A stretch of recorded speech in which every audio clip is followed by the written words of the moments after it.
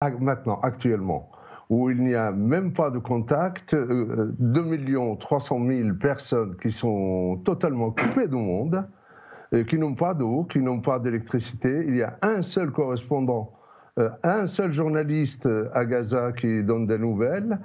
Et c'est tellement insupportable. Hein. On est tous abasourdis.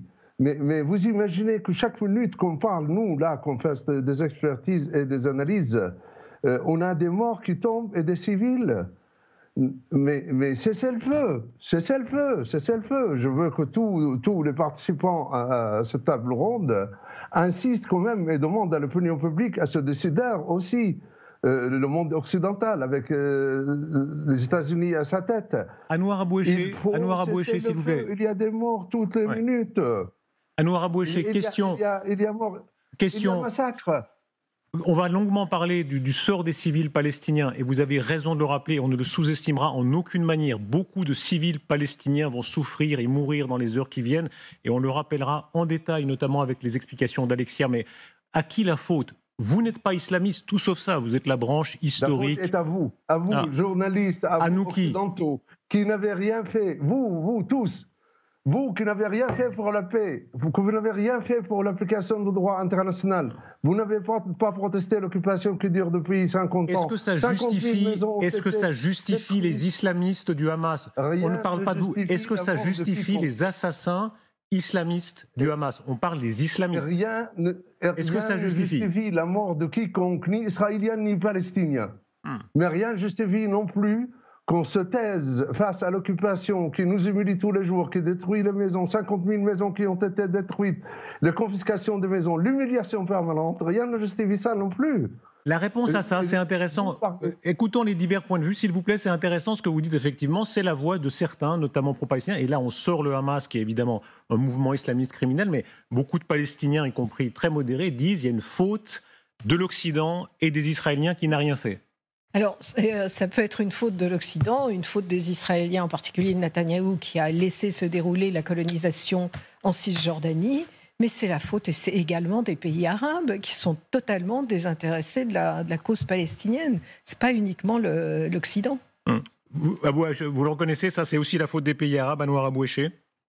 Alors, une fois pour toutes, tous les régimes arabes ont pour première préoccupation, c'est de rester au pouvoir. Rester au pouvoir, ça veut dire satisfaire l'Occident et surtout les États-Unis. Nous savons que ce n'est pas leur première préoccupation. Je crois que c'est la faute des forts, des dominants dans ce monde, avec les États-Unis et l'Occident, qui utilisent deux poids et deux mesures et qui font rien pour obliger Israël à se soumettre au droit international. Anouar Aboueché, que dites-vous, s'il vous plaît? Vous avez face à vous Arnaud Klarsfeld. Arnaud Klarsfeld, vous le savez, il est le fils de Serge et Beate Klarsfeld qui ont été... vous savez très bien. Qu'est-ce que son père poursuivait les nazis et c'est bien. Voilà. Qu'est-ce que vous lui dites ce soir? Et j'aimerais avoir sa réponse aussi à votre égard. Alors moi, je dis à tous les Israéliens et les amis d'Israël, s'il vous plaît, allons vers une solution politique basée sur le droit international. Et cessez de deux poids et deux mesures. Soyez objectifs. Venez voir. Mais ce n'est pas possible. La vie ici, c'est l'enfer. Nous avons une dizaine de morts tous les jours en Cisjordanie. Maintenant, les colons sont en train de tuer avec les soldats. Et on est cloué chez nous, et on est humilié, et on est dans le Bantoustan. Pourquoi, M. Klarsfeld, vous ne dénoncez pas les Bantoustans dans lesquels nous vivons? Les Bantoustans, vous faites allusion à l'apartheid d'autant l'Afrique du Sud. Arnaud Klarsfeld. Absolument.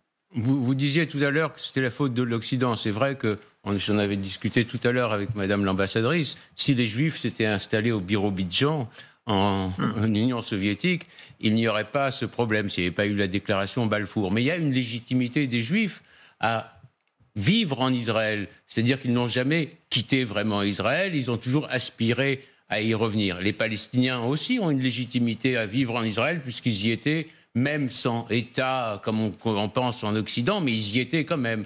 Donc il y a deux légitimités qui s'affrontent et il n'y a pas une partie qui a plus raison que l'autre. Donc il faut un État palestinien. Mais cet État, les Palestiniens auraient pu l'avoir déjà en 1937, ils auraient pu l'avoir quand il y avait un plan de partage sous le mandat britannique, ils auraient pu l'avoir en 1948. On ne va pas refaire toute l'histoire. D'accord, on ne refait pas. Arnaud Klarsfeld, qu'on comprenne bien, si on revient à 2023...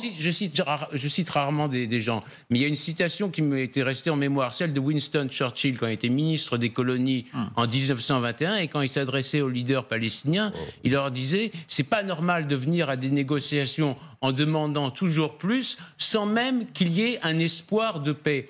La paix, la plupart des Israéliens la voulaient. Les attentats kamikazes en 2001 ont déjà brisé la confiance, et les attentats aveugles et les massacres cauchemardesques qui ont eu lieu... L'un et l'autre, pardon, je me permets, l'un et l'autre, parce qu'on ne fait pas un débat que historique sur ce qui se passe maintenant, quelles que soient les responsabilités passées. Quelles que soient les responsabilités passées, on a affaire aujourd'hui à des islamistes du Hamas qui sont des fanatisés, qui ne sont pas du tout de votre camp. Je le rappelle, vous êtes un modéré de ce point de vue-là. Est-ce que ça change complètement la donne? Est-ce que comme on a affronté les nazis, il faut affronter les islamistes dans la mesure où ils sont habités par une idéologie de haine, l'un et l'autre?